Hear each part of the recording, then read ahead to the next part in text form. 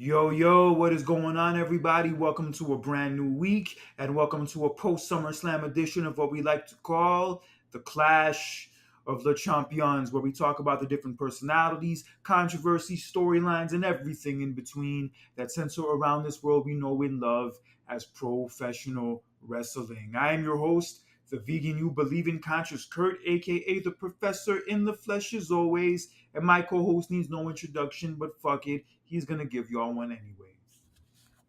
That's right, ladies and gentlemen. This is tag team partner Jonathan Randall at your guys' service, the adventurer himself, Mr. Life of the Party, and welcome to our special recap episode of a wonderful and amazing SummerSlam from this past Saturday night in Cleveland. Yes, SummerSlam took place last Saturday from Cleveland, Ohio, from the Cleveland Brown Stadium, and the show started with a performance by Jelly Roll. He actually sang "God Mm. Bless America," and also he sang the SummerSlam theme song. Yeah, it was doing that and performing. It kind of like they're showing while he was performing the song, they're showing like clips of the matches what we're gonna see, and I like that. It was Yeah, I cool. fucks with that too. Yeah, I fucks with that also. Yes, and yeah, Jelly Roll I've been seeing a lot of lately. He was even on Eminem's new album. Yeah, and this is not the first time he's attended a, WWE live event. He's been there ringside at Raw at one point earlier this year, and I remember I think it was like what the day before SummerSlam he was talking to Triple H and talked about how he loves the product and he's watching every week. So it's very good when you have celebrities talking about how much they love the business and how much it means to them. So Yeah, and I'm gonna be honest, this dude's kind of like making me want to give country music a chance. I really, yeah, I mean, I heard of him, but I don't really listen to country music as much. So, but it is what it is. It doesn't matter. Like I just appreciate any kind of celebrity that loves wrestling. So I like it regardless. So Me too. I appreciate them also. Shout out to Bad Bunny. Also, shout out to Chili from TLC, who I also heard's a big wrestling fan. no, I did not know that. Yeah, I think I remember her tweeting something about the WWE Network when it first launched. She was like, "Oh hell yeah! Finally, I get to watch my wrestling whenever I want." That's funny. Can't believe it's been 10 Shit, years now. over 10 years, and now it's a part of Peacock. Yeah. Yeah, but the show opened with Liv Morgan defending the women's world title against the former champion, the champion who never lost her title in the first place, mommy herself, Rhea Ripley. And I loved how they shot the entrance of Rhea Ripley and Dominic, how they showed Rhea Ripley walking from the back, and then her and Mm. Dominic greet each other, and they follow them from the back all the way to Gorilla, all the way to when they walk out. Yo, I loved how they did this.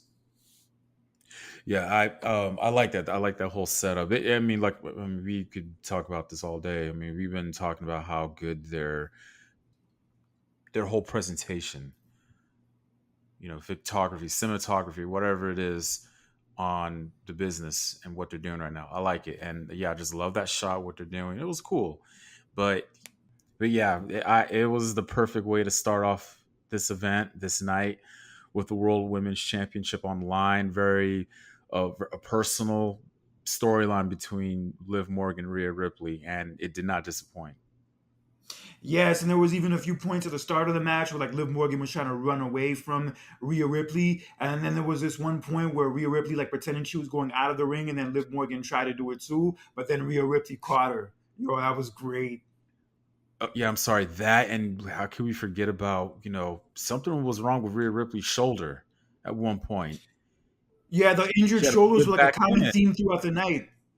Yeah, she had. There was one point where she was outside the ring, and she had to like literally just had to place it back in, and just that feeling back in. I was like, dude, that crazy, man. Yeah, they were talking about how that was reminiscent of the scene from Lethal Weapon with Riggs, Oh,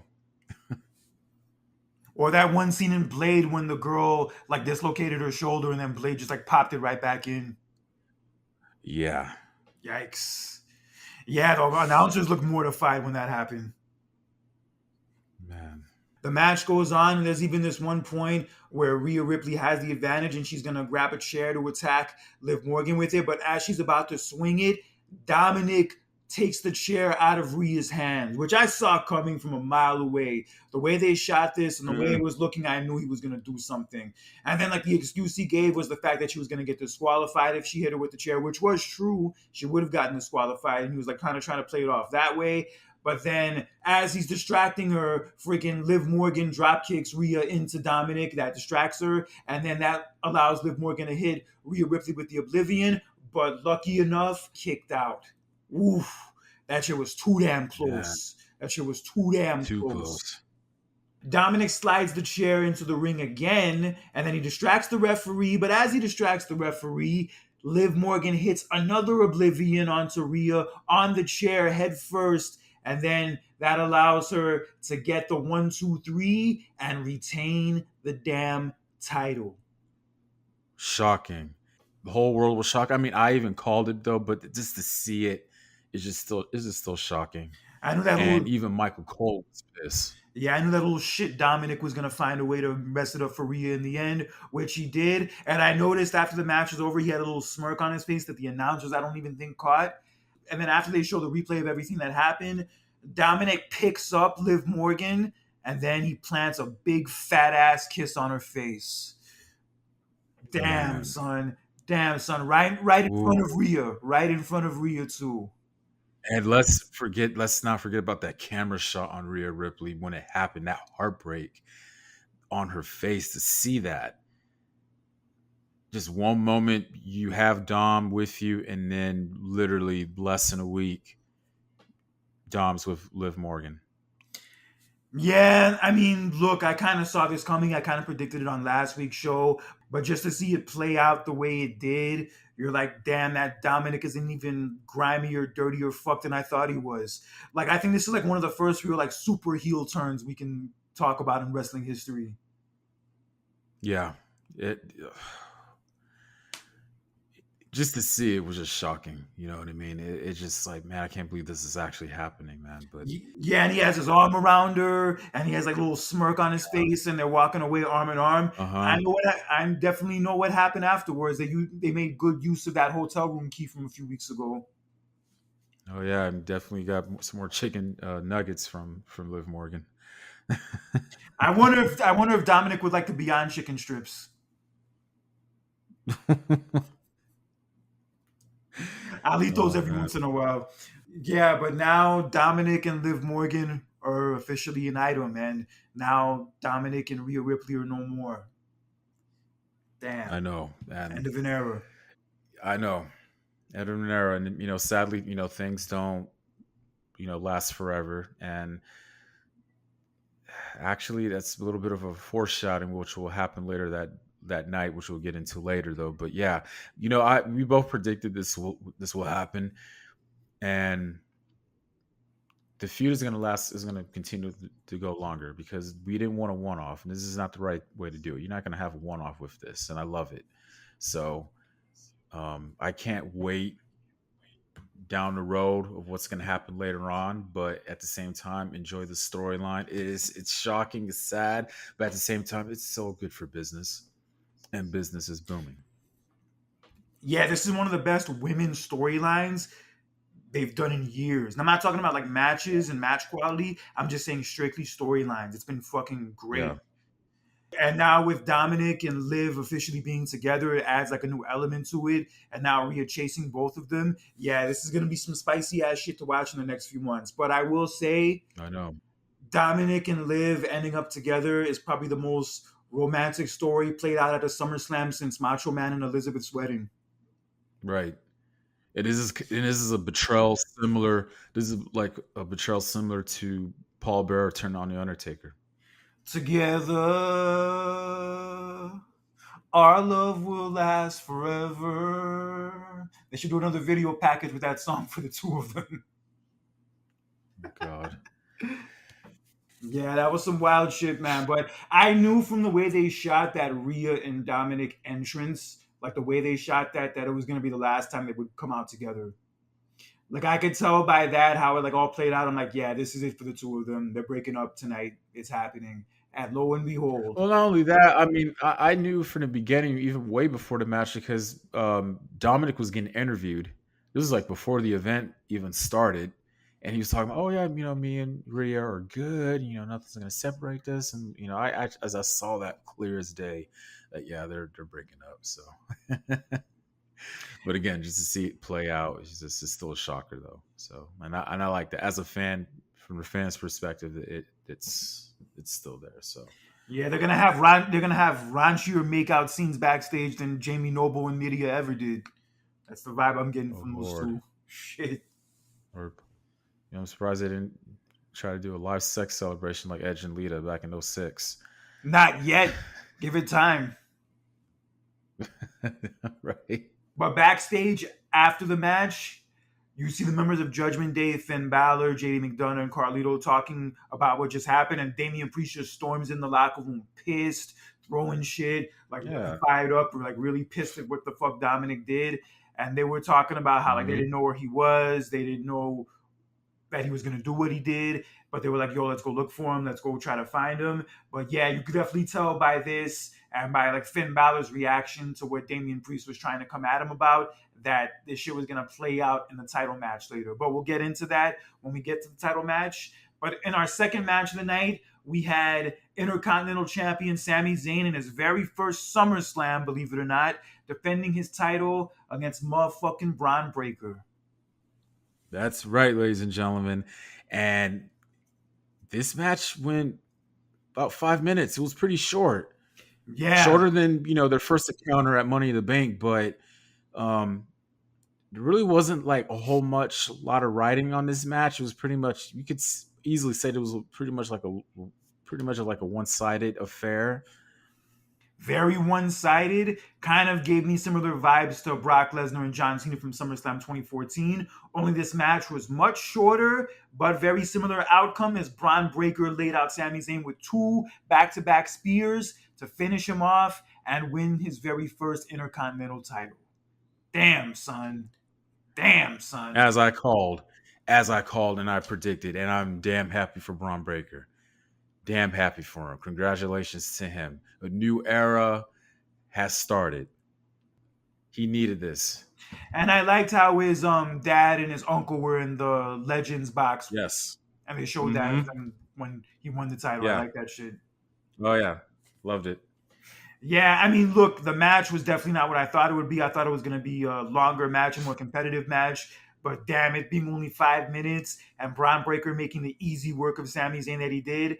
I guess in a sense, I get why they did it that way to tell that story of how dominant Braun Breaker is. So I get that. Although I would have liked to have seen a longer match, it is what it is. But at the end of the day, it accomplished what it needed to, and that was Braun Breaker winning the IC title, which happened. And congrats to him. Looking forward to seeing how this run Thank you. goes. Oh yeah, he's gonna do very well with the title, man. Very well. You see how well he was doing prior to that, and again, it's keeping the prestige of the Intercontinental Championship at level. It's keeping it. And this was the first time in 6 years the Intercontinental title changed hands at SummerSlam. Something that would happen a lot in the earlier years of SummerSlam. Yeah, I think within the first like 14 or 15 SummerSlams, there was only three of them where the Intercontinental title didn't change hands. Right. But it happened this year, and Braun Breaker was the dude to get that done. So congratulations to him. But yes, from one major championship match to another, let's move on to the next match. For the United States title, we had the douchebag fuck Logan Paul defending his title for only the third time in 9 months. What a great fighting Huh. champion he's been against the megastar, the superstar, the man who deserves the title a lot more, LA Knight. Yes, ladies and gentlemen. This was actually a pretty decent match. Were there interference? Oh, of course, we knew. But Logan Paul came out with a special guest, a different one. Machine Gun Kelly. Yes, he came out with Machine Gun Kelly, Yeah. Cleveland's own. Hmm. I remember Machine Gun Kelly very well from WrestleMania 28 because he got booed out of the fucking stadium after he started talking shit about The Uh-huh. Rock. And now he's associating himself with Logan Paul, so that's another reason to boo him. Oh man. But yes, this match was good. Honestly, this match was a lot better than I thought it would be. And Logan Paul, say what you Hmm. want about him as a person and some of the things he posted online last week about that girl in the Olympics. But regardless of all of that, when it comes to putting on a quality match at a big show, he comes through. And that counts for something. Oh yeah. I don't I don't want to like get deep into that though, but that whole situation that happened in Olympics, that's a very sucky situation. And also, I was hearing Logan Paul wasn't on the Japan tour that WWE was on 2 weeks ago because he's banned from being in Japan because of some incident where he like uploaded a dead body there online. Oh, damn. Yeah, some weird shit like that. Wow. Yeah, like I think the dislike people have for Logan Paul goes beyond the fact that like he just acts like an asshole and he just comes off very obnoxious. I think it goes far beyond like that shit. Hmm. So that's why I don't mind calling him the douchebag fuck because for like those kind of things I've heard about him, I'm like, yeah, he deserves to be called some of those things. Damn. I did not know that. Yeah, bro. But regardless of all that, like I said, regardless of what you think about him personally, you have every right to feel that way about him personally. As a performer in the ring, he does what he's supposed to do. Yeah, I mean, let's not deny that. I love that spot where he did that backflip outside of the ring. Yeah, he could have hurt himself really bad at that one point. Like the way he landed, yeah, it shit looked ugly. But he still Yeah, pulled it off. He still pulled it off though. yeah. He pulls off a lot of stunts, spots in the ring whenever he's in the ring, man. And you gotta give him credit because of that. Regardless of how many times he's defended the title or he comes off as a douche and all that stuff, he is very talented in the ring. You would never think a celebrity like that will want to like put themselves through that, but he does. And I like that. I respect that. Yeah, you gotta respect it. But the match goes on. It's no surprise Logan Paul was up to his cheating tactics once again as he was handed some brass knucks from MGK and he used them on LA Oh, Knight. He did use them on LA Knight. And as LA Knight was trying to recover from that, Logan Paul attempted to do that springboard clothesline that he does. But as he was about to do that, LA Knight caught him right on time and reversed it into the blood force trauma. Got the one, the two, the three, and LA Knight won his very first singles title on the main roster, that being the United States thank title. God. Thank God. Yes, finally. Finally. It's funny. You really thought Logan Paul was gonna retain his title. I thought they were going to maybe hold off on the title change until Bash at Berlin, but it looks like they decided to do it here, which is fine, which was a good idea. Yeah, I mean that's the best place to do it at. I don't know why like would they want to have a title change at that event. I mean, no offense though, but no, I think if you're gonna do that, do it at your second biggest event of the year. And dude, LA Knight is gonna do wonders with that belt. I think he's going to make that U.S. championship very relevant since when John Cena was the champion. Yeah, I like this. I like the fact that he won the title. It looks good on him. He seemed like legit very vindicated in winning. And yeah, I'm looking forward to seeing what he Hmm. does with it. It's finally happened. He finally got a singles title. It's kind of been long overdue in a sense, considering how popular he's been for so long. But even though he's had to wait so long, he still maintained that popularity. And he finally got his reward. Yeah, I'm happy for him, man. He deserved it. I've been wanting him to win a solo championship for months, and I even predicted, beginning of this year that okay, he needs to win a championship, and he did. Let's just hope. Well, I mean, I was almost hoping the same thing for Jay Uso, but most likely that's not going to happen this year. Maybe going into next year will happen though. But I'm happy for LA Knight. He needed this moment, and he deserved it. Congratulations to him. Yeah, it's been a long time coming for me. He's like in his 40s. He got started really late and got his like real break really late. He's kind of like the modern version of Diamond Dallas Page. That's kind of the comparison I've heard of That's what I him. heard. Mhm. Yeah, I heard so that too.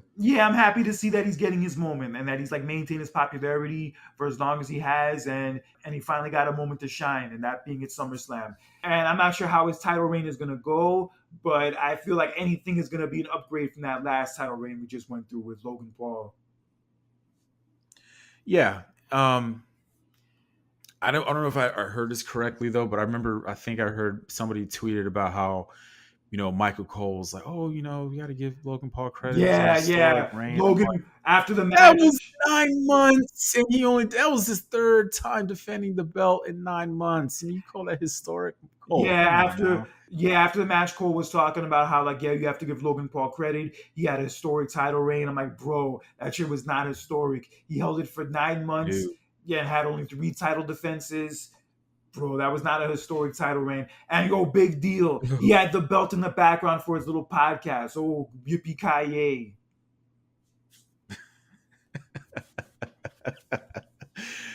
Look, I get the reason why they put the belt on him to, for that media exposure though, but like, bro, when you're only defending it like for the third time within that time frame, that's kind of sad. You know what I mean?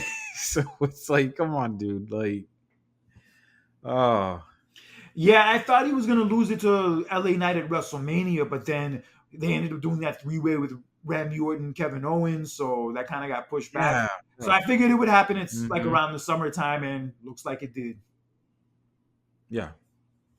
Happy for him though. Yeah, happy for him too. Congratulations to LA Knight. I think he's gonna do big things with this Yes. title reign. Oh hell yeah, of course. I know he will. So on to our next match. We had another championship match, and this time will be for the women's championship, and that will be between this year's Queen of the Ring, Nia Jax, going against the women's champion Bailey. All natural Bailey. Yes, yeah. I loved Nia Jax's entrance. And her outfit too, with the crown. Yeah. Hmm. That was a part of her outfit too. Yeah, it Like, was dope. yeah. In many people's opinion, this was probably the weakest match on the whole show. Yeah. I think I mean they did their best to hold their own though, but I think what their main thing was trying to get the whole story was like, okay, this is what's gonna happen, and it happened. And um, yet Tiffany Stratton did came in the match. I knew that was gonna happen. She showed up in her match. She showed up in this match. Sorry, but and I thought she was gonna cash in, but apparently she did it. She distracted Bailey, which helped Nia Jax get the win. And crazy before all that, crazy thing, Bailey kicked out of the bonsai drop the first time. I did not see that coming. Kicked out of the bonsai drop and hit Nia Jax with a power bomb, which is finally what got the crowd to kind of wake up because, in all honesty, throughout most of the match, the crowd didn't seem like they were into it and they didn't really feel like they had like Yeah. any life in them. But like when Bailey hit Nia with the power bomb, that's like kind of when they woke up.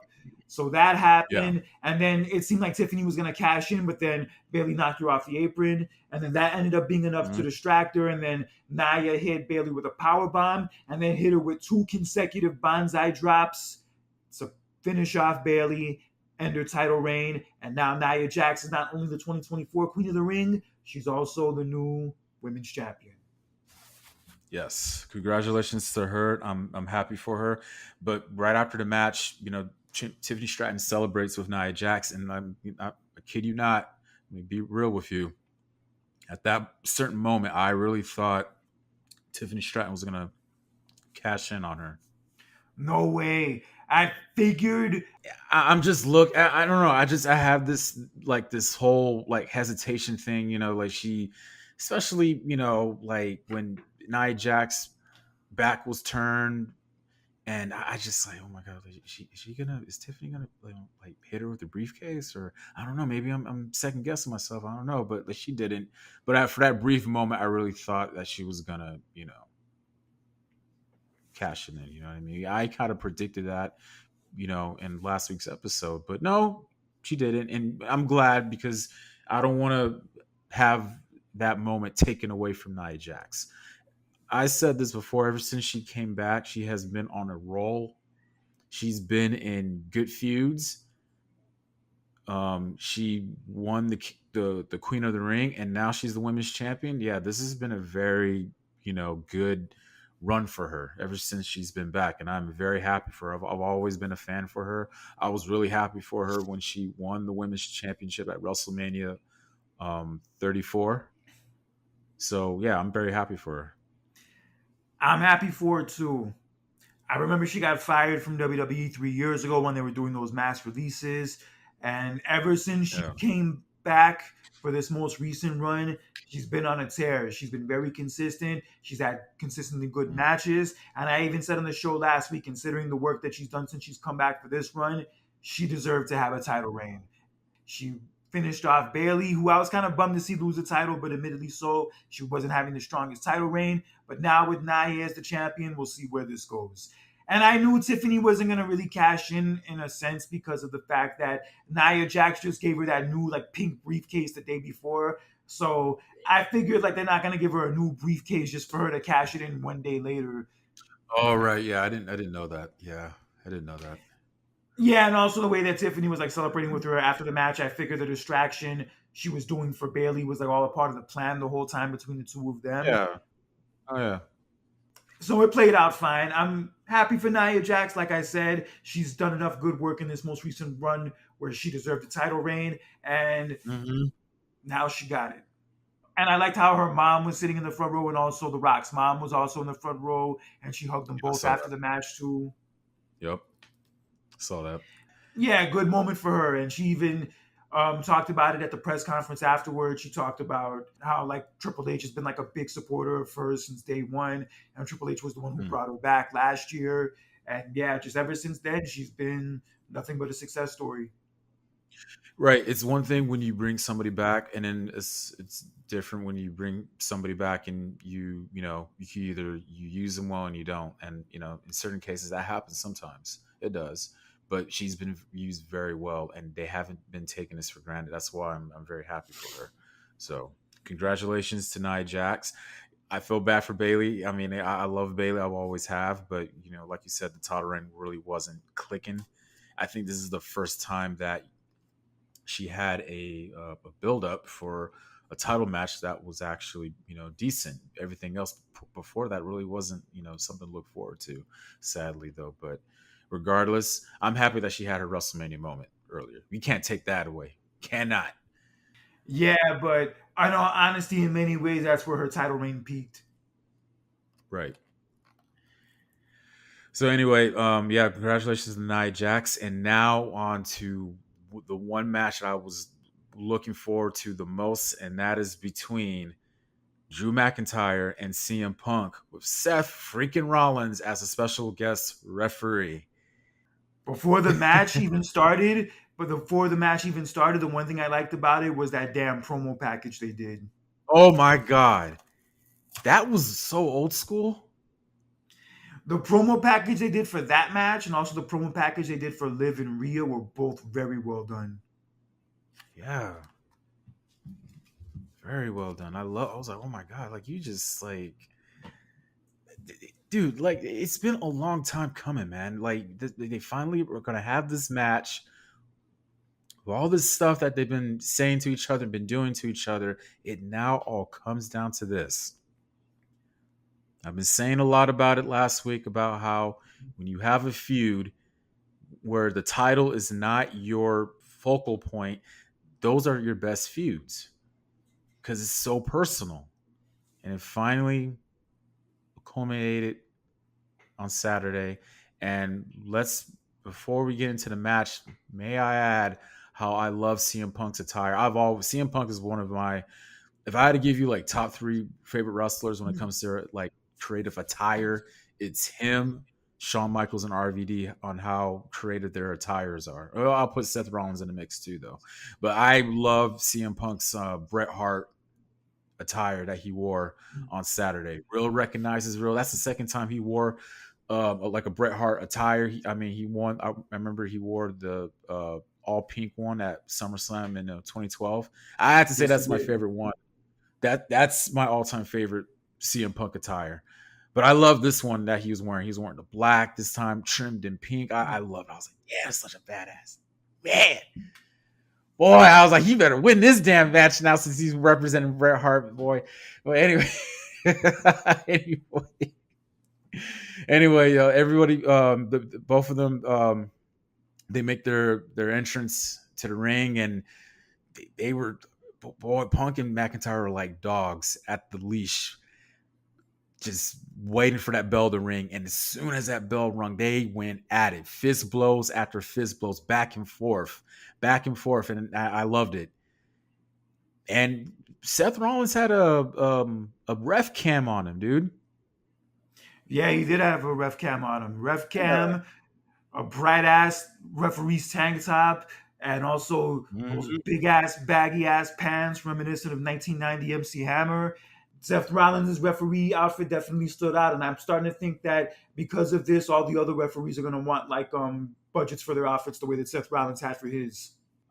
I'm surprised. A long time ago, referees didn't want their own pyro Yeah, techniques after Shawn Michaels was the ref. Remember? yeah, I remember Jim Ross saying that during that match. Yeah, you said that. Like now, referees are gonna want their own pyro. Right. Just Yeah, imagine Earl but Hebner having pyro. I mean, Hebner used to drink beers with Austin after his matches, so why not give him pyro?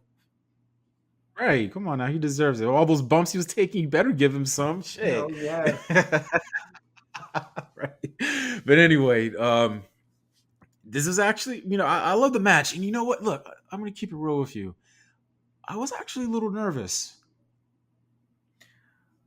Not gonna I lie. I was too, I but was a little worried. I was a little worried that, like, okay, damn, Punk got hurt in the Royal Rumble, and I was like, man, what if he gets hurt again? But he didn't. Thank God. I was holding my breath because every spot he was doing, especially when it came to him, there was a couple of times where he jumped, outside of the ring. You know what I mean? He would do like a clothesline from outside of the ring or whatever. I had to hold my breath a little bit, you know? I just, I was a little worried. I ain't gonna lie. yeah, I'll be honest, I've been a little nervous about him in this match too. And I feel like looking at it now, the reason why they implemented Rollins as the guest referee was to kind of make it easier for him. But I feel like in the match he was fine. I feel like in the match, he didn't look like he was out of shape. He didn't look like he was struggling. I feel like he pulled off everything he needed to do fine. And I feel like this match, it wasn't really necessarily about the moves and like it being like a technical masterpiece. It was just more about the story they were telling, which is every bit, Yeah, if of not more course. so important. Right, of course. We were always worried about ring rust. And you got to remember, this is Punk's first, like, full on match. One-on-one match, should I say, he did in a long time. You know what I mean? And yeah, I was, worried, especially, because you got to remember, when he was in AEW, he got hurt a couple of times, so, but he held his own and he was able to hang and to, do that. If you're able to do something like that, and especially you haven't been that active physically in months, in a long time, though, you got to give yourself a lot of credit. Yes, you do. It's funny you did tell about the match telling story because that bracelet, CM Punk's bracelet with his wife's name and his dog's name, really took a hold on this whole match. Yeah, it played a big part of the match, especially the match's Yeah, outcome. And Punk at one point eventually got the bracelet back once he had Drew McIntyre down. But one thing I did like about the match was the callback to the SummerSlam '97 spot. There was this one part where like Drew was about to hit Punk with the chair, and Drew was even telling Rollins, "Yo, just turn around. You know you don't like Punk either. Just turn around, and everybody's happy. Everybody wins." And then as Drew's about to hit Punk with the chair, Rollins pulls it out of his hand, and he starts like yelling at him, screaming at him, and then McIntyre shoves Rollins, and then Rollins is going to respond by hitting him with the chair, but then he ducks and he's about to hit Punk, but then right as he's about to hit Punk, he stops himself. I love the callback to that. That was perfect. oh yeah, yeah, same here. But this is the only difference. This is that Rollins didn't hit he didn't hit anybody. Michaels did, but yeah, it is a similarities to it, and I loved it. But yeah, though, like it looked like early on. it was like Drew was the one who was more kind of like getting in the face of Rollins a little bit. You know what I mean? And then, but then after that, Punk started to get in Rollins' face. That's when Rollins put the bracelet on his wrist. There was one point where Punk was going to do the go to sleep to McIntyre, but as he was about to do it, he Yeah. noticed a bracelet on Rollins' hand, so he dropped McIntyre to get into Rollins' face about it. And Rollins was kind of like just trying to defend himself, saying like, "Yo, I was just picking it up. I'm not trying to do anything to you. It's nothing personal." But Punk just wasn't hearing any of it. And then as he's yelling at Rollins, McIntyre knocks Punk into Rollins and knocks Rollins out of the ring. And then Punk eventually does hit the go to sleep on McIntyre. And as he's trying to get the pin, Rollins is down. Rollins is nowhere to be found. And then Rollins finally gets into the ring to make the count, but McIntyre kicks out. So this makes Punk even more pissed off, and he gets into Rollins' face again, talking shit to him, talking down to him, and then Rollins just basically says, "It's not always about you. It's not always about you, asshole. We don't want you here. We don't need you here. We don't need you bringing down our locker room. It's not always about you." And then in the middle of that, Punk just picks up Rollins and lays his ass out with a go to sleep, and then just says specifically, "It may not always be about me, but it's never about you." And then he grabs the bracelet, Mhm.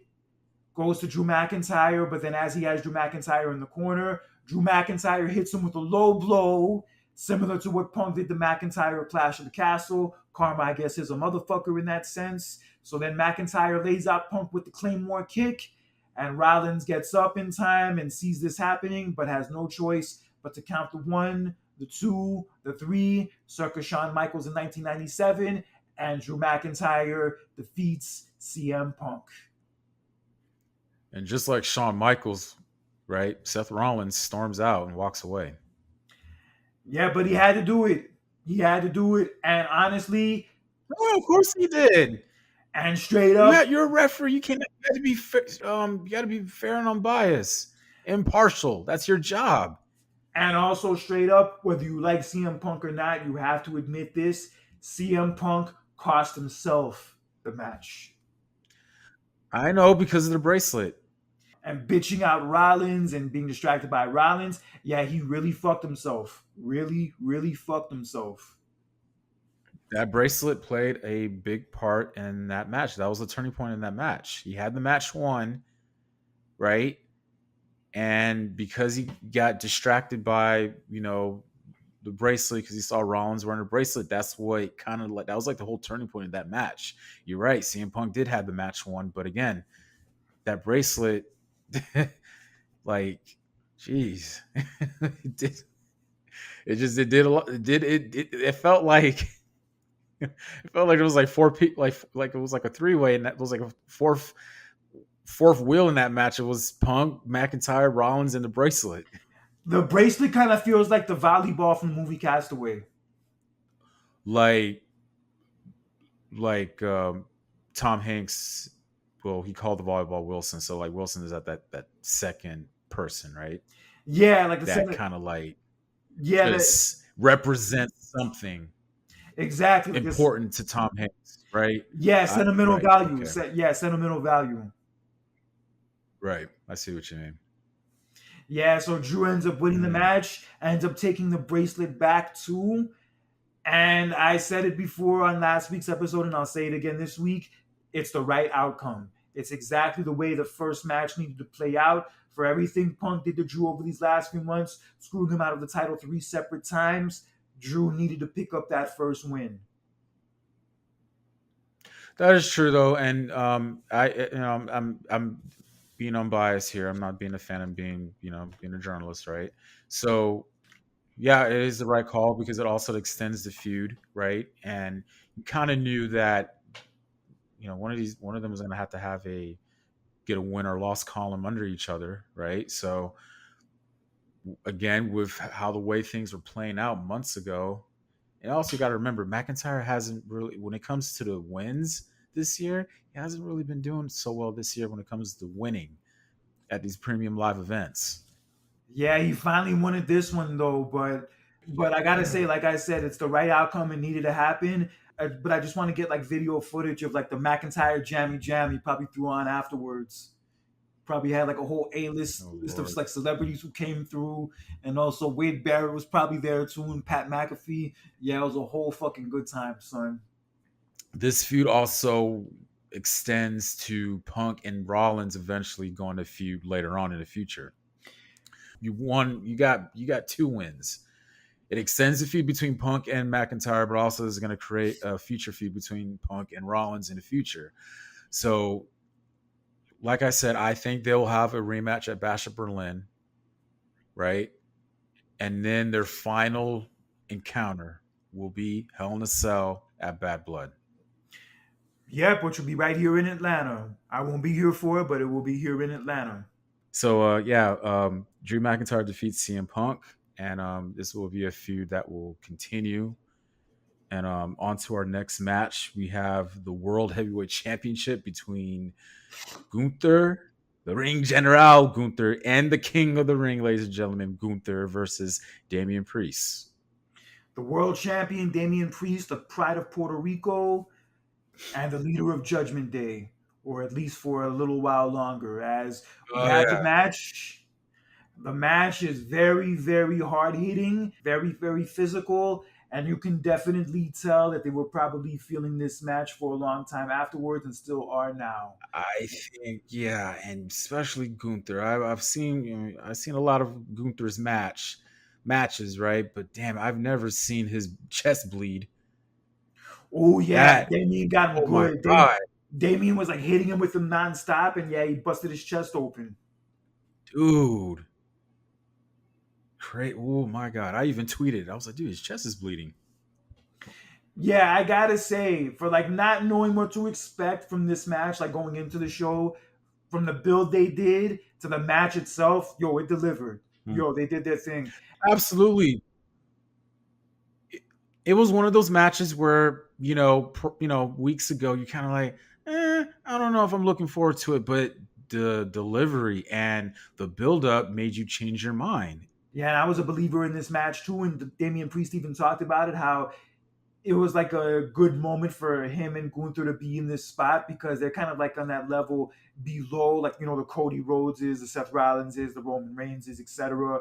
So he kind of feels like being in a main event match at SummerSlam with Gunther is like a good sign of things to come for both of them. How like they've both kind of like Oh, I agree. made it I to that agree. level and like are now in that conversation with those guys.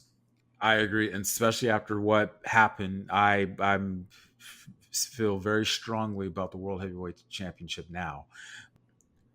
So it looks the match was good, right? And looked like Damian Priest had the match won and everything, no, but out of nowhere, it was like Damian Priest got this sense of more energy. Like he hit Gunther with the South of Heaven, and it looked like, oh my god, he's gonna retain his title. But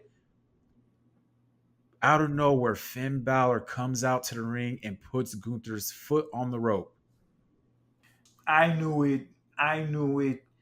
I knew when he came out, even though Gunther kicked him in the face at one point, I knew when Finn Balor came out, he was going to do something to screw over Damian Priest. Yeah, I could also tell, like in those backstage segments they were having throughout the night, that something was going to go down in this match with Finn Balor and Damian Priest, and that was going to cost Damian Priest the championship in the end.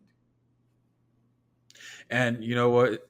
So after that happens, right? So Damian Priest looks at the big, little scoreboard or whatever from the stadium, and he sees the replay of what happened. And he turns around and with that shock and that disbelief, and he's about to turn his attentions towards Finn Balor, but then Gunther grabs him and he chokes him out. And I thought that was the end of it, but no, Damian Priest still managed to break out of the chokehold. Yeah, he broke out of the chokehold, kind of like circa to what Bret Hart did to Roddy Piper at WrestleMania 8, but that did not lead to a win. Gunther kicked out, but then afterwards, Damian Priest went right after Finn Balor once again and grabbed him by the throat, but then Gunther interrupted, hit him with a power bomb, put him in another sleeper hold, but this time Damian Priest would not get up as the referee saw that he could not continue, and the referee stopped the match, and Gunther Wow. is now your world heavyweight champion. Damn. Yes, from Ring General to King of the Ring to the World Heavyweight champion. Kurt, his resume is so damn impressive. That is a damn impressive resume right there, man. Like, but I'm gonna get into Damian Priest and Finn Balor later, okay? But damn it, this is a very damn good resume right here. I tweeted this, ladies and gentlemen. You can follow us on Twitter at the Champs Clash on Twitter. I said how Gunther brought prestige back to the Intercontinental Championship, right? And now that he's the World Heavyweight Champion, he is going to make that belt more relevant now. I'm not saying that it wasn't relevant to begin with, right?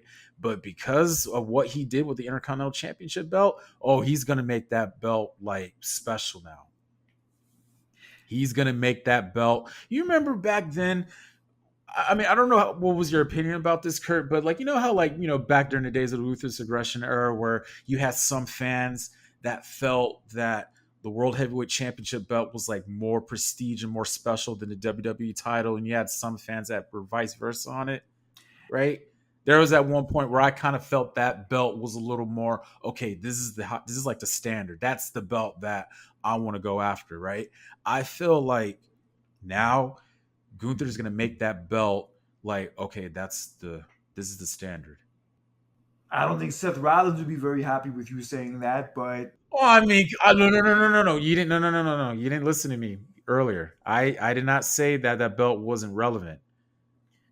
I no, I know said what you it mean. I know what you because you mean. got to remember. Now with I Gunther, know what you mean. now with Yeah. Gunther with the title, that title is now going to have equal footing to the WWE title because even though Rollins had a Yes. good title reign, it Yes. was never looked at as the same level as the WWE title.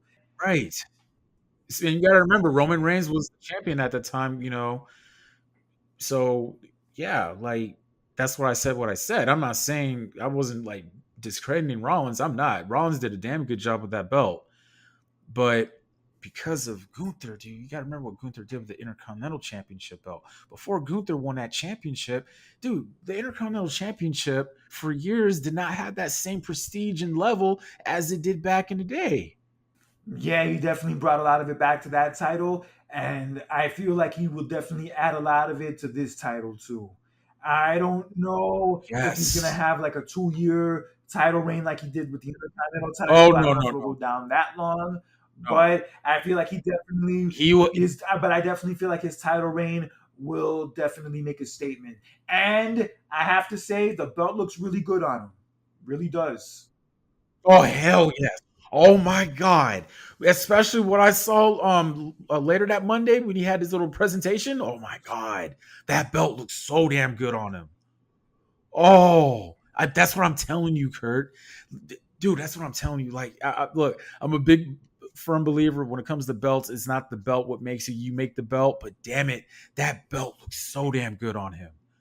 Oh man, imagine if he had the original World Heavyweight Championship belt on him too, the original one. Oh my god. Yeah, and even Oh went to the front row to celebrate with his wife and his friend, and he like jumped on top of the announce table to yeah. hold the belt up. Yeah, Gunther definitely has arrived. This was Yes. inevitable. I knew like after he lost the Intercontinental title that he was more than likely heading in this direction, and it finally went down. It finally Mhm. went down at SummerSlam. Yeah, and I'm expect a long title reign. No, there's not. We're not gonna say it's gonna be 2 years and all that stuff, but expect a long one. And I'm I could see him holding that belt until WrestleMania. Yeah, minimum, minimum. Yeah, I if you want to, make that belt, worth it. You keep it.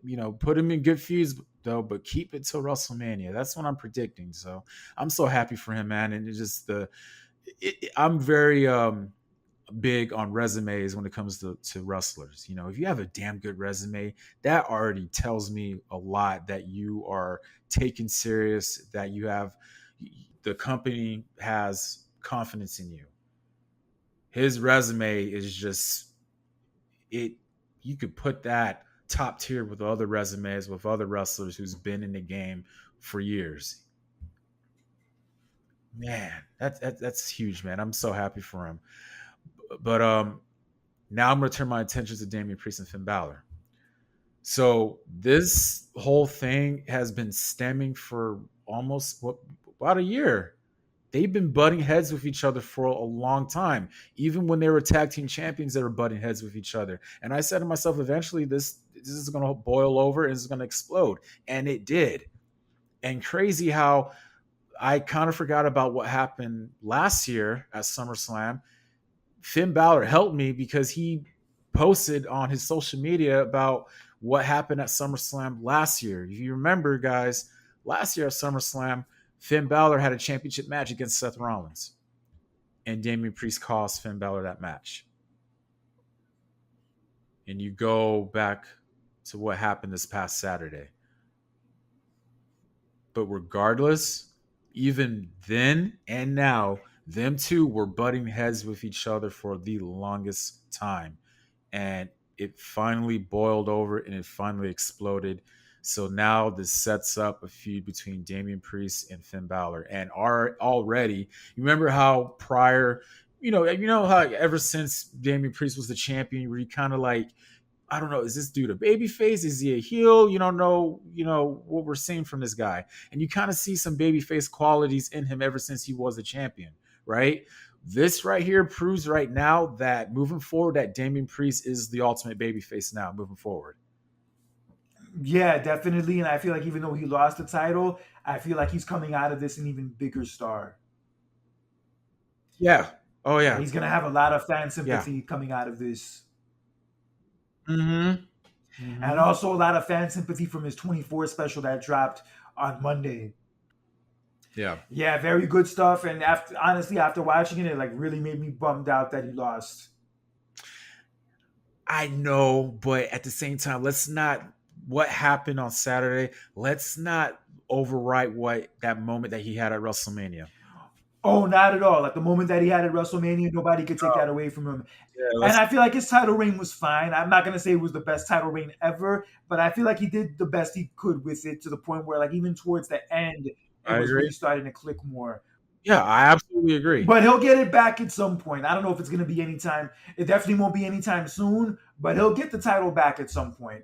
But this story with Finn Balor is just too damn intriguing, and there's just too much that they can get out of it.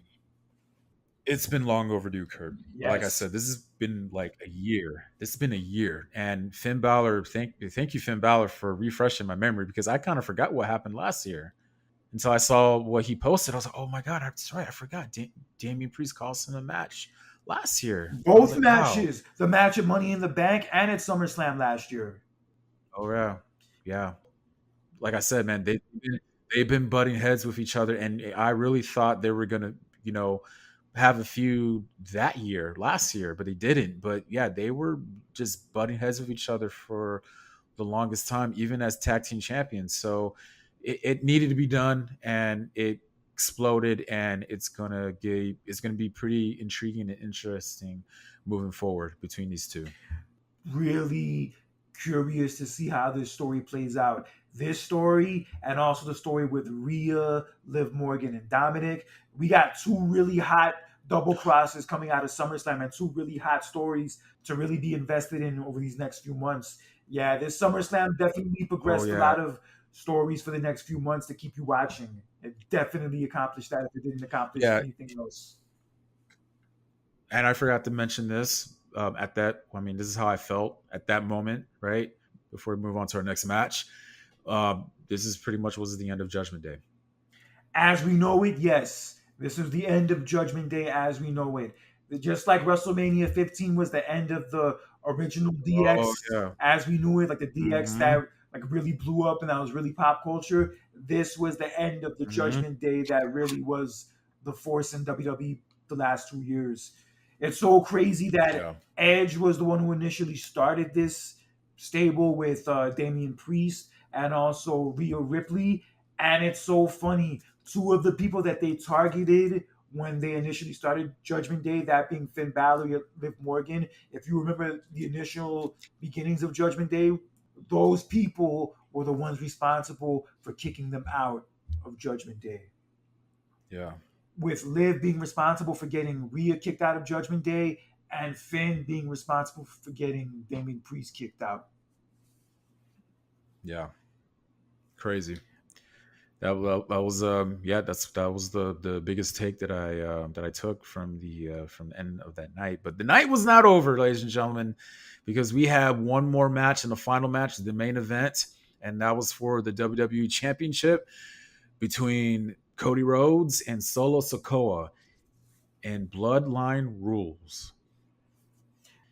This was his dog's Pharaoh's last appearance. This was weird how they kind of like they worded this, or how the way they did it, because for some fans' perspective, they're thinking that like is his dog sick or something, or like no, like I was like no no no no, like he's just been like on the road with Cody, and this is going to be like his last time, being with him. You know what I mean? So, like being on the road, that's a lot. So yeah, this is Pharaoh's last, time being on Road the road with trip. Cody. Yeah, trip. Yeah, yeah. Everybody was thinking like, wait, is something wrong with his dog or something like that? I was like, no, no. Nah, Cody even said the dog's just more his daughter's dog more than the dog is his dog now.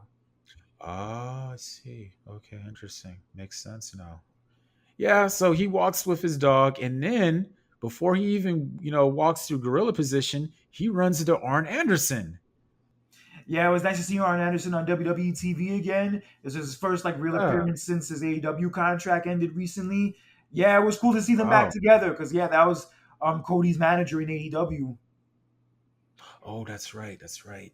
Yeah, You know what? You know what's funny? What's funny? I was thinking to myself, like, I think some people were saying this too, how like the fact that it was a bloodline rules match, right, where anything could happen. Some people were thinking that Arn Anderson was going to show up in that match. with his glat.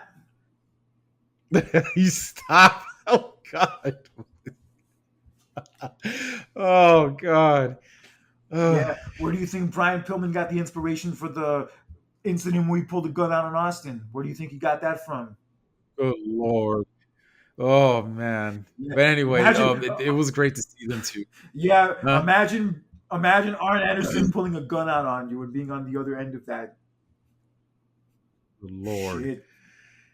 Ugh, yeah, but it was great seeing those two again. It was a pep talk they had between each other, so it was very great. Yeah. Also great to see Arn Anderson appear at a SummerSlam again because he's a part of one of the best opening matches in SummerSlam history, being in '89 with him and Tully Blanchard against the Hart Foundation. Uh, Good ass match. the match was okay, but then it got more interesting once everybody started to show up. That's what everybody was waiting for, bro. Everybody was waiting for the Yeah, interference, the shenanigans. Yeah, exactly. that's what Right, everybody was anticipating. Yeah, I right. mean, the match went on for about 15 minutes or so. It was cool. It was fine for what it was, but let's be real. Going into this match, we all knew realistically that Solo wasn't going to be the one to dethrone Cody Rhodes. No, no, of course not. Come on now. And this didn't really feel like, like a major SummerSlam main event. Even with what they've been doing with the new Bloodline build and with Solo being the leader of it and all that, let's be honest, we didn't really buy him as the dude who was going to dethrone Cody Rhodes. It wasn't going to happen. No, of course not. I mean, look, I said this last week. I said it's good for him to be in his position. I'm happy for him to be in his position because he Oh, deserves it. no doubt about it. No doubt about it. Yeah. But as far as him, dethroning Cody, no, no, no, no, no, no. That's not new. New, new. Back to this match. Yeah, everybody shows up, and then even Randy Orton and Kevin Owens shows up as well. Yeah, Arn Anderson alluded to the fact that he knew some friends and that they were on their way to back up Cody. And then turns out those two friends were Randy Orton and Kevin Owens. I wasn't really expecting them back so soon because of the fact that the Bloodline put them out, just recently. I wasn't expecting them back so soon, but here they were. They were back. They fought off Tama Tonga and Tongaloa and got The rid of new tag them. team champions, by the way. Well, Tama Tonga and Jacob Fatu were actually the new tag team champions. Oh, right, right, right, right, right. Yes, they knocked off DIY last Friday on SmackDown. Damn, poor Johnny Gargano. He lost in his hometown. Lost the title. Damn. Yeah, it's funny. He said he actually went to SummerSlam '96 in that same building. Oh, he did. SummerSlam '96 was in that same building. It was called the Gun Cool, Arena cool. back then, but Yeah, I remember. Yeah, I know. And speaking of Jacob Fatu, so yeah, after Randy Orton and Kevin Owens shows up, you think everything's all cleared away. Au contraire, because then Jacob Fatu interferes in the match, even to the point he even splash a diving splash onto the announce table onto Cody Rhodes, and this didn't really help Jacob Fatu because apparently he hurt himself. Yeah, it didn't look good after that spot. You could like definitely Oh, tell he was clutching onto his knee. He was like throwing shit. He like the shit yeah, looked like he was hurt. hard time getting up.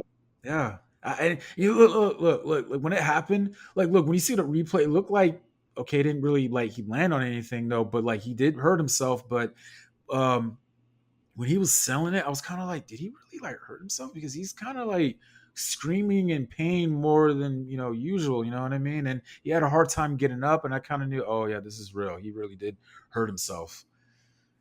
Yeah, they even showed a picture of him the next day in a walking boot. Yeah, Yeah, I hope he's not. crazy. I hope he's not like seriously injured where he's gonna need like a surgery that keeps him out for 6 months to a year because that would be bad Yeah. fucking timing. Ooh, bad Oh, fucking dude, timing. man, it would be. Yeah, so he pretty much tells Solo to finish him off and all that, and Solo's about to finish him off, but then the unexpected or the expected happened, and somebody's ring music hit, and it was probably like the loudest pop that we got of the whole night. And that pop that you're talking about was the pop for the return of the tribal chief himself, Roman motherfucking Reigns.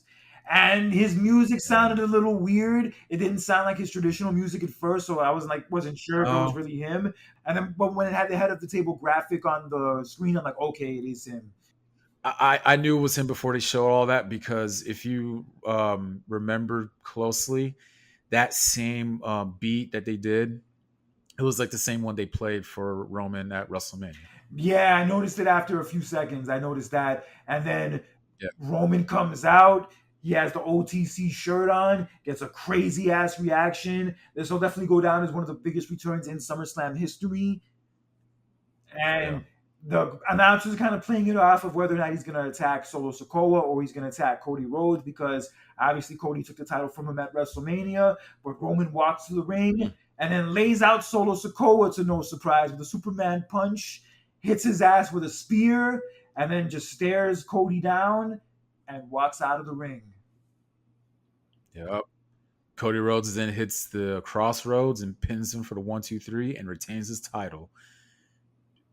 Yeah, we knew that Cody was going to retain his title, but the biggest story, the biggest headline of it all is the return of Roman Reigns. Which we all saw coming. We all knew coming out of Yeah. SummerSlam that was going to be the biggest story. And lo and behold, Yeah, it is the biggest story. Roman Reigns is it finally is. back for the first time since WrestleMania. And Cody could not get his eyes off of him. From the time he No, pinned Solo to the time the show went off the air, his eyes were dead set on Mr. Roman Reigns. damn it. I'm happy that Roman Reigns is back, man. But great way to end the night, man. And overall, what is your take on this year's SummerSlam? Where would you rank it at from a scale 1 to 10? Where would you rank it at as an all-time great? Would you put it among the greats along with, like 92, 2000, 2002? And where would you rank this one at? Yeah, I would. I would definitely rank it as one of the better SummerSlams I've ever seen. On a scale from one Mhm. to 10, I'll probably give it an 8.5. Yeah, 8.5. Okay. I would say probably just as good as 2022. Okay. Right. Okay. Yeah, so Yeah. I'll definitely rank it up there as one of the better SummerSlams. I don't know if I would say it's my top 10 favorite all time, but it was definitely a success. I definitely enjoyed the show from start to finish. And like I said, the main thing this show accomplished was progressing storylines further. Like there's a whole bunch of Yes. shit that came out of this Yes. show that that we're still going to be talking about in the next few weeks, next few months. Mhm. Yeah, they really set up a lot of Yes. major stories for the next few months coming out of the Hell show. yeah. You know what's funny for a SummerSlam? You rarely see stuff like that. Yeah, we have the Rhea, Liv, and Dominic storyline. We have Damian Priest and Finn Balor, that storyline. We have Roman Reigns back and Mhm. like in a feud with Solo, or maybe have another rematch with Cody. We have that going on. We Yep. also have Gunther as the new champion. Yep. CM See, Punk and McIntyre, and then the yes, possibility of where Rollins fits into this. yeah, You Punk know, and so it's a McIntyre is lot, going to man. continue. You know what that I was offended about? So that scumbag of a journalist, you know who I'm talking about. Meltzer. Yeah, Dave Metzler said called it an angle show. I mean, in many ways it was. In many ways it was a big part of why the show But he was. kind of.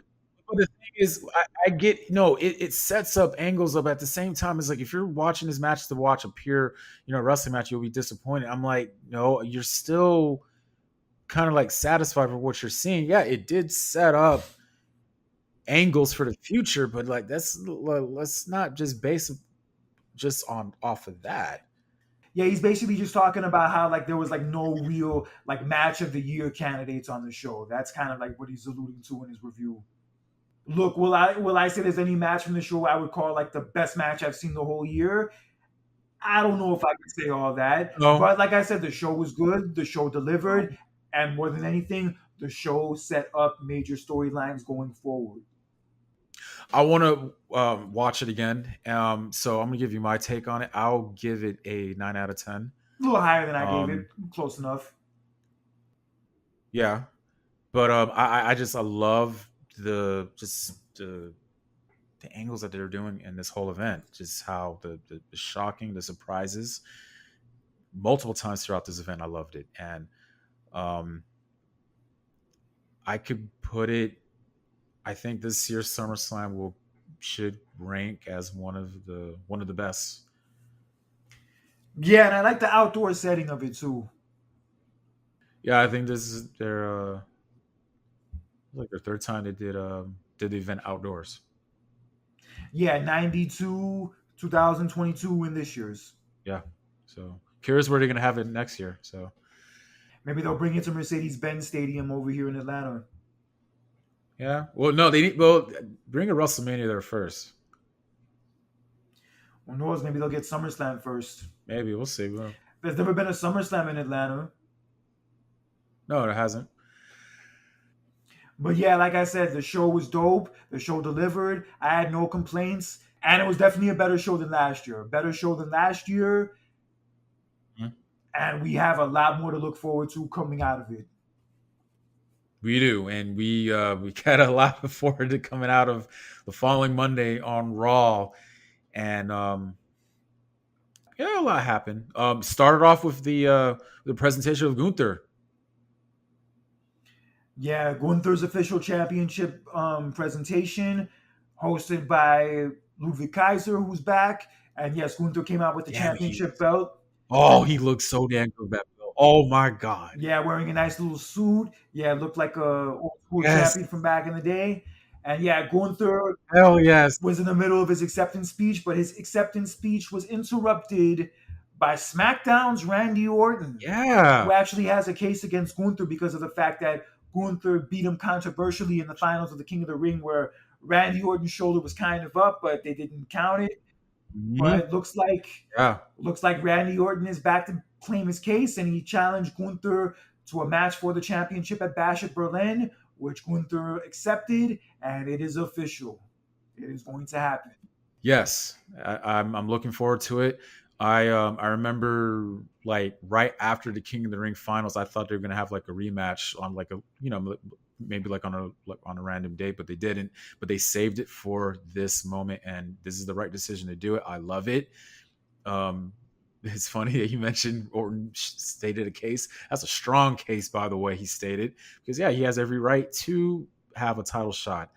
That match in the King of the Ring final ended in controversy because both his shoulders were not down on the mat, and he has a right to have that claim. He has a right to challenge Gunther, And yes, they will have it will be Gunther and Orton part two, but this time for the World Heavyweight Championship at Bash at Berlin. I cannot wait. It's August 24th, correct? August 31st. 31st, August 31st, um, 10 p.m. Pacific time. So 1 a.m. my time. Shit. Yeah. Good God. I might Wow. as well go out and drink all night and watch that show. Yeah. Right. But yeah, I can't wait for it. So that's been the first match that has been on the card for Bash at Berlin. But also on Raw, we got probably an idea of what other matches we'll be getting as CM Punk came out Mhm. for a segment, but he was interrupted by Seth Rollins, and it looked like the two of them were about to go at it. But as they were about to throw Mm. down, Drew McIntyre interrupted, but he wasn't coming from the entrance. He was interrupting from the crowd. And he was talking shit to CM Punk, which caused Punk to leave the ring and try to go confront him. And as Rollins was distracted by this, he was attacked by Bronson Reed. Yeah, out Who of nowhere. Yes, and Bronson Reed earlier in that show was trying to talk to Adam Pearce about something, but Adam Pearce kind of like blew him off. So Bronson Reed promised to make him notice him by the time the night was over, and this is the way he went about doing it. He attacked Rollins, Yeah. and he laid Rollins out with not one, not two, not three, not four, not five, not even six, but seven tsunami splashes. Crazy. Motherfucker. Crazy. So I kind of see where you're going with this now. So it looked like what we were gonna see was Rollins was gonna, feud with Punk, which hindsight is really not, the right thing to do right now because Punk is not done with McIntyre. Punk is gonna get his bracelet back. Okay, so right now they're pivoting. Right now they're like, okay, let's have Rollins maybe have like a one off with somebody else for this upcoming premium live event. Yeah, it seems like they're going in that direction, but damn, what a fucking way to make Bronson Reed look like a threat. Oof. Came out of nowhere of all people. Yeah, but bro, seven tsunami splashes? This kind of reminded me in a way of the time that Yokozuna Banzai dropped Hacksaw Jim Duggan like 3 or 4 times and made him cough out blood. That I do not remember. That was like the beginning of '93, like going into WrestleMania 9. Like to make Yokozuna look like a killer, they did that angle where he did that to Hacksaw Jim Duggan. Mm. So yeah, this is one crazy ass attack, son. But damn, those referees could have like moved Rollins out of the way a lot sooner. Holy shit! It came out of nowhere. I mean, I don't know what else you're supposed to do though, but yeah, I mean, But still, like, after he'd done it like 2 or 3 times, they could have at least like thought like, oh, maybe we should move this guy out of the ring so he right. doesn't do it that, again. But that is no, true. 4 more times is a charm. Yeah. Good God.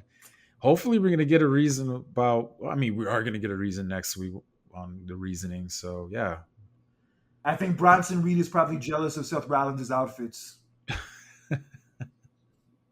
He but probably used to get made fun of when he was a kid in school for his clothes, and he sees like Rollins coming out with these crazy ass outfits that he gets a lot of attention for, and it just mm, makes him jealous, son. He can't get over it. Can't right, get over it. right.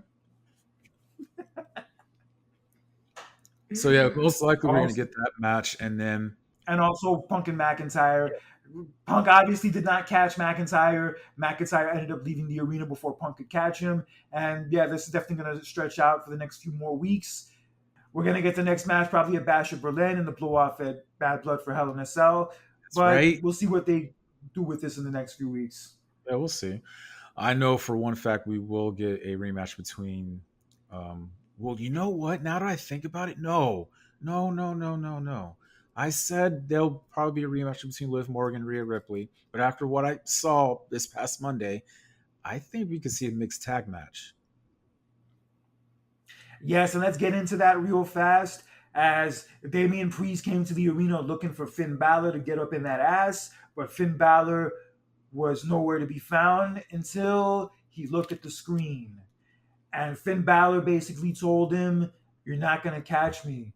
It's going to come to the point where you're going to end up forgetting about me and thinking you'll never catch me.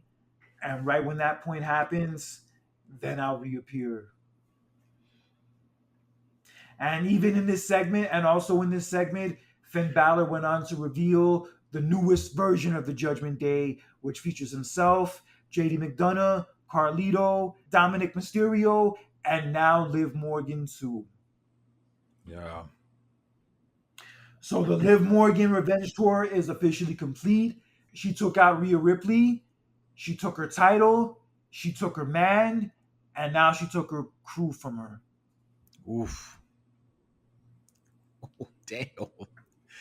Yeah, you're right. The revenge tour is complete. Yes, it is complete, but we did have a match later that night on Raw between Damian Priest and JD McDonough, and then Finn Balor ended up appearing, and then that fucking set Damian Priest off. And as he was trying to get his hands on Balor, he was stopped by everybody within Judgment Day. They all beat him up, they all quadruple teamed him, and coming out to save him was Rhea Ripley. Right. Rhea Ripley came out, and then Dominic just got away in the nick of time, but then she caught Liv Morgan, and then she threw Liv Morgan into the damn post. That spot looked like it hurt like hell. And then she Mm-hmm. was about to razor's edge Liv Morgan through the announce table, but then Dominic pulled her away just in time, and they ran the fuck off. Oof. Finn Balor ended up getting away, and that ended up leaving Damian Priest and Rhea Ripley with JD McDonough all to themselves. And they both ended up laying them out, specifically Damian Priest with South of Heaven. And Damian Priest and Rhea Ripley were looking like they're going to be on their own now and fighting off the Judgment Day together.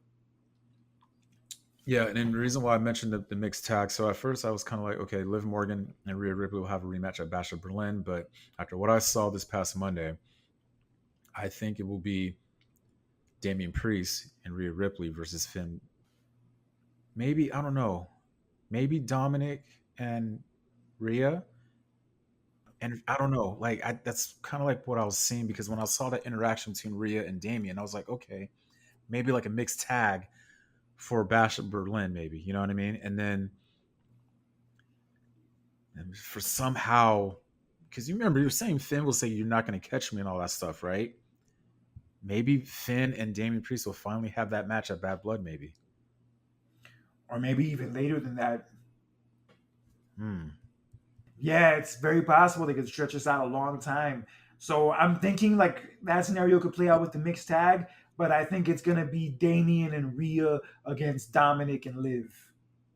Right, right, right. Okay, yeah, yeah. hmm that's what I was saying too. Because Damian wants to kill Dominic also for what he did to Rhea. Exactly. Yeah, so I could see them going in that direction. Damn, Damian Priest and Rhea Ripley, like two of the biggest baby faces on Raw now. hmm Like if it wasn't really apparent the last few months, now it's official because they both came out of SummerSlam, Yeah. especially with a lot of fan sympathy for what happened to both of them. So yeah, now they're both going to be an even bigger deal now. Oof. Oh man. But it is sad to see Judgment Day go. Well, the initial version of Judgment Day that we knew of. It is sad to see it go, It but happens. all good things come to an end. It happens. It happens, man. You look at the Yes, greatest factions in this business. It all happens. Like you look at the original DX. You look at Evolution. Yeah, the Shield. That's another one right there, man. It happens, dude. yeah, but they accomplished a lot. They were focal. They were basically the focal point of Raw for the last 2 years. Like what the Yeah. Bloodline's been for SmackDown, that's what they've been for Raw. hmm Yeah, but I'm looking forward to seeing what this next incarnation is like and what Damian Priest and Rhea Ripley end up doing. Yeah, it's gonna be some interesting ass episodes of Raw to watch.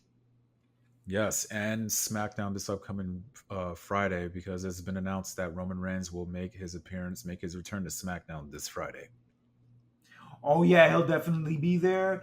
Cody will also be there. Also, the new women's champion Nia Jax. Yeah, Mm. SmackDown tomorrow night is gonna be loaded, but I feel like for the next few months, whatever Cody Rhodes ends up doing is gonna be second fiddle to the Roman Reigns and Bloodline stuff. Oh man. And you see, that's why I think outside of that, that is why I said the Gunther as a world heavyweight champion now. That is why it's going to be. I think it's going to be a little more relevant than the WWE Championship. Very possible. Very, Yeah, very possible.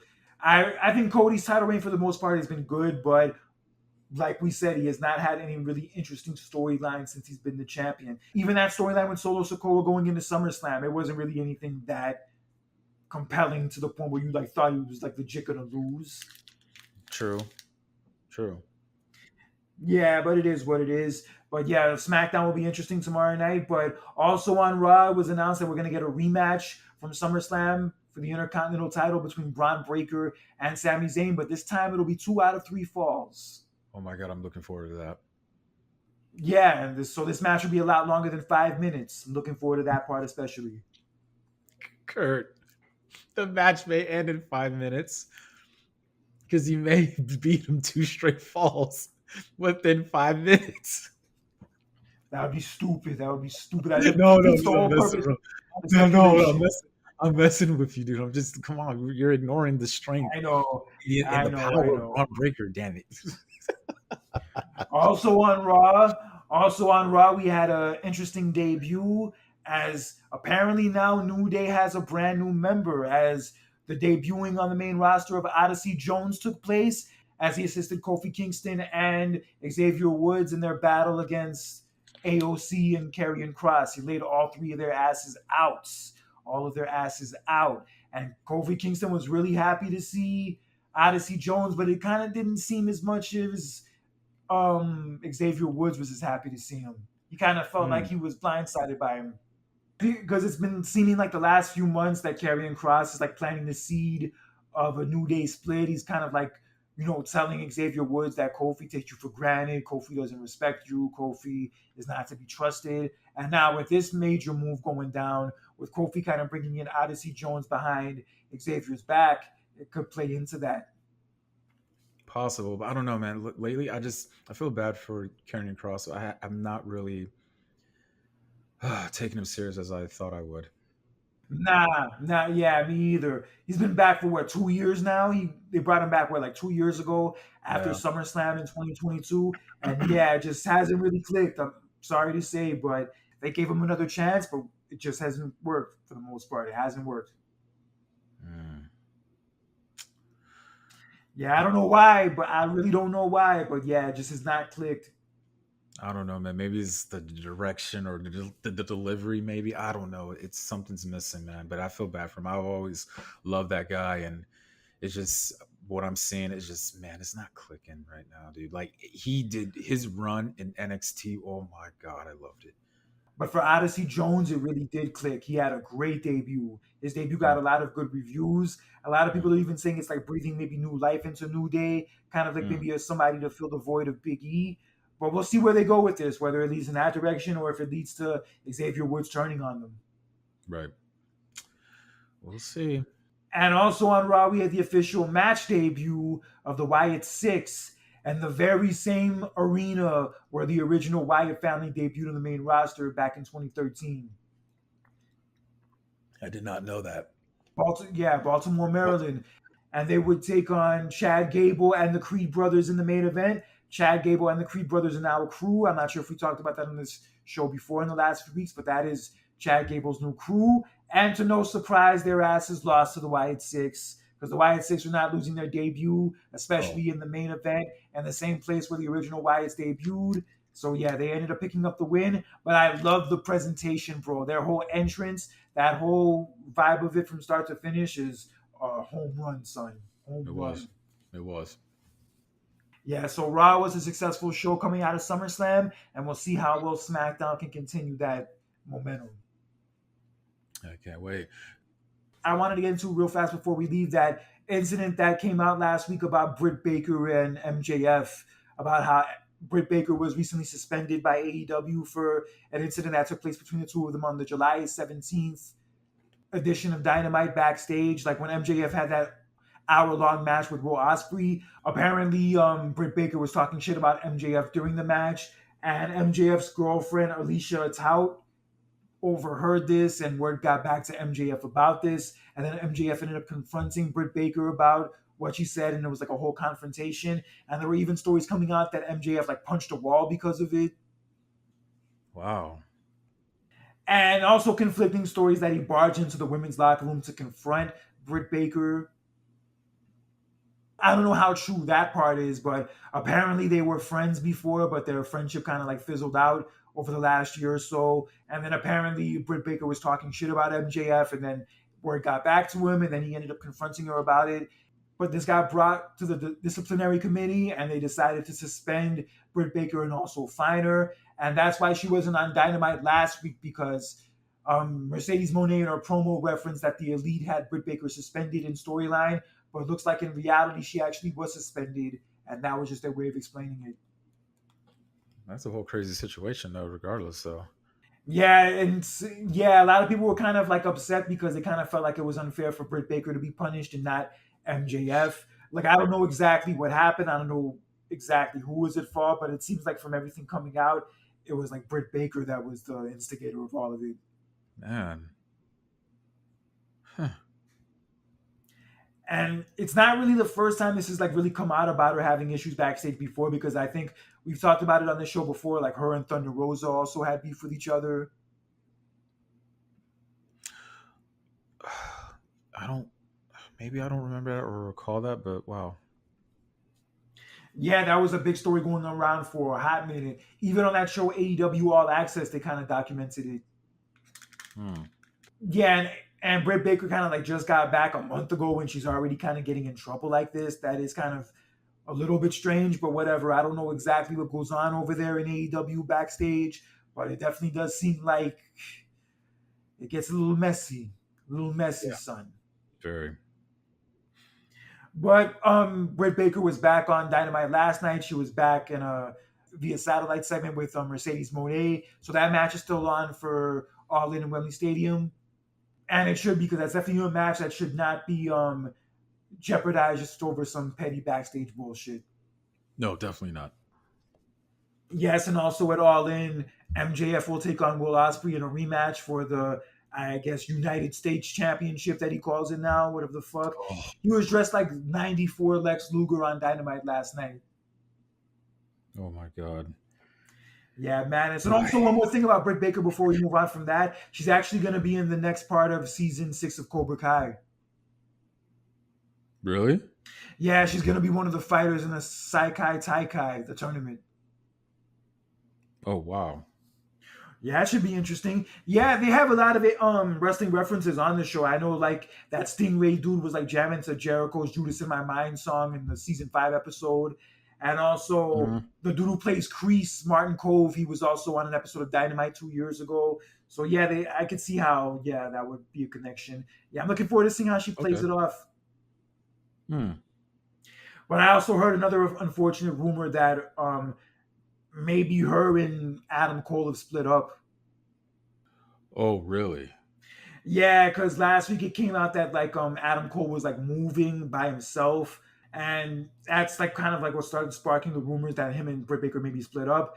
I don't know if there's any truth to that. I haven't really heard much about it since, but that could be true. But what is definitely true is that Mercedes Moné and her husband are officially divorced. Yeah, I heard about that, and it goes back to that story you're telling me about the whole, her getting mad at her husband about the whole wardrobe thing, which was, if that is really true, that's very petty and stupid to get mad at, very angry at your husband about. Yeah, that's the thing. Yeah, that's what I was talking about a few weeks ago. Like, kind of stories like that don't make her come off very well at all. I'm sorry, and I don't really know exactly what the relationship was like because I don't know either one of them. But just from like how she described that incident, I'm sure it was probably more than just that. There was probably a lot more shit going on between the two of them that led to coming to this.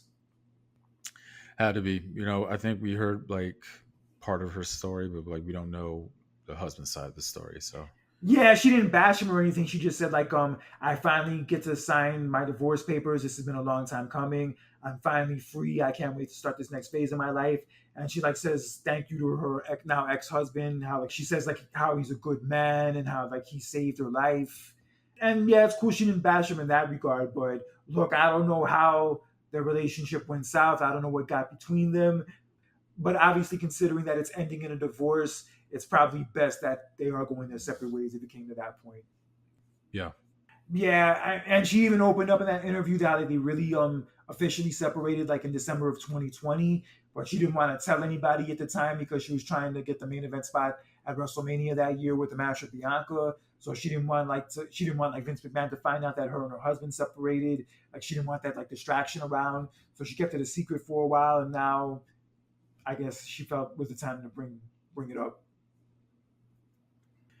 But whatever. I mean, I don't know whose fault it was. I don't know who contributed more to the downfall of the relationship or if it was just a mutual thing. But regardless, I kind of saw this coming for a while. Like I kind of tell that her and her husband like weren't together anymore. Just from like seeing like what she was doing online, she wouldn't really reference him anymore, and she wouldn't like show pictures with him anymore and all that. So I kind of like could put two and two together. True. Yeah, sometimes you could tell with those things. Sometimes with people's relationships, you can kind of like tell, even if they don't openly admit it, that they're probably like single and they're not with that significant other they were with anymore. Yeah, bees like that. But best of luck to both of them. I hope they find what they're looking for outside of that relationship. But before we get out of here, it is official. SmackDown will be moving to USA starting September 13th. For good. Yep, thank God, because that Fox bullshit is for the birds. Yeah, all that editing and crap they were doing because of that, Blacking because out, blacking censorship. out. It was stupid. It was stupid. Yeah, it was mad whack, but now it's back on USA where it belongs, and then Raw will eventually move to Netflix starting in January. Yeah, can't wait what Raw is going to be like moving to Netflix. So I'm looking forward to that. But yeah, good job for SmackDown. They're be moving away from Fox because yeah, that wasn't working out for them. I know, like financial wise, it must have been good though, but how the way that turned out wasn't really clicking. So Yeah, I remember that first episode they did like in 2019, like when The Rock came back. It was pretty fun in its own way. It had a fun energy, with the exception of that Brock Lesnar squash of Kofi. But yeah, ever since it's been on Fox, it's kind of like been different and not in a good way. I definitely miss right. when SmackDown used to come on Tuesday nights when they had the whole SmackDown Live era, like the end of 2016, beginning of 2017. Like that era of SmackDown, I remember really liking a lot. I miss it was on UPN. It's just me. Oh, that's going way back. That's going way back. I know, way back. I know. I would say my favorite era of SmackDown was those UPN years from like 99 to '05. Hmm.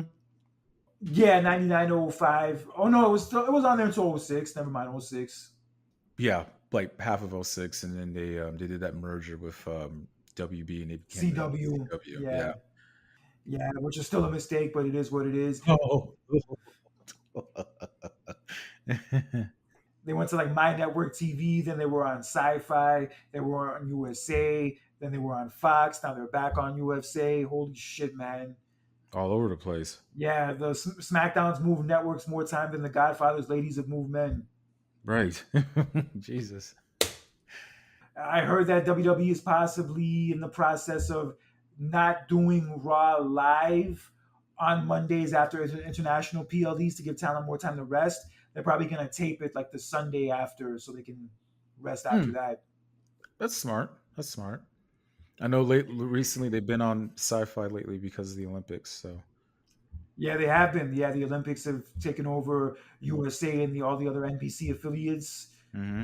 So yeah, it has been on Sci-Fi the last 2 weeks. I mean, the show is still the same. I mean, I always record it anyway, so I don't notice much of a difference. True, true. And congratulations to Mark Henry's son Jacob as he officially signed with WWE. Oh yeah, I heard about that. Congratulations to him. I heard about that. Yeah, shout out to him. I'm sure we'll be seeing Mark Henry appear back on WWE television sooner or later. Yeah, Yes, that was our SummerSlam review, and we had a crazy ass episode of Raw on Monday, and hope that craziness goes into SmackDown tomorrow night to give us more stuff to talk about. absolutely, man. And like I said, business is booming. Business is good, ladies and gentlemen. I love it. It's so good to be a wrestling fan and to do this show for you guys. Yeah, I wouldn't have it any other way. No matter how many people listen to the show, no matter how big or small the audience is, it is always a privilege and it is always fun to do this show every week. Absolutely. I call it doing the Lord's work. Oh my god. All right, guys. But until next time, for John Randall, this is Conscious Kurt with another edition of the Clash of the Champions. Take care. Enjoy your weekend. Check out that Damian Priest 24 documentary on Peacock. It is definitely a good ass watch. Makes you even sad that he lost the title in many ways. And more importantly, remember this from Conscious Kurt: do not be an asshole or a douchebag in real life or social media, because that shit is for the motherfucking birds. And coming from me, ladies and gentlemen, stay safe, God bless, and always be cool. Have a good one, guys.